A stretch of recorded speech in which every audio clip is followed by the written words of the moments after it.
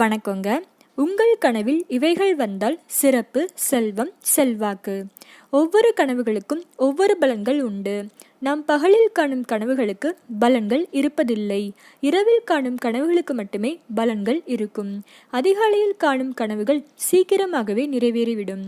இந்த பதிவில் நாம் பார்க்க போவது செல்வம், செல்வாக்கு, சிறப்பு இவைகளை கொடுக்கின்ற கனவுகளை பார்ப்போங்க.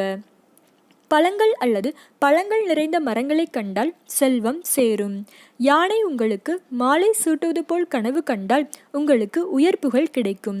பாம்போ அல்லது நாய் உங்களை கடிப்பது போல் கனவு கண்டால் தீமைகள் விலகி நல்ல பலன்கள் உண்டாகும். நீங்கள் தண்ணீரில் மிதப்பது போலவோ அல்லது மிக ஆழமான தண்ணீரை கண்டால் செல்வம் கொட்டும். பொதுவாக சில பேர் இறந்தவர்களை கனவில் காண்பார்கள். அது உங்கள் நல்வாழ்க்கையின் ஆரம்ப அறிகுறியாகுங்க. வெள்ளை பூக்கள், வெள்ளை ஆடைகளை கனவு கண்டால் உங்களுக்கு லக்ஷ்மி கடாட்சம் உண்டாகும். மலை அல்லது படிக்கட்டுகளில் ஏறுவது போல் கனவு கண்டால் நீங்கள் உங்கள் வாழ்வின் மிக உயர்ந்த நிலையை அடைவீர்கள் என்று அர்த்தம். காகம், கழுகு, சில பறவைகள் நிறைந்த கனவுகளை கண்டால் அந்த கழுகை போல நீங்களும் உயர்ந்த இடத்தை அடைவீர்கள் என்று அர்த்தம். பசு, மாடு, காளை, யானை இவைகளில் யாவற்றை கனவில் கண்டாலுமே நல்ல காலந்தாங்க.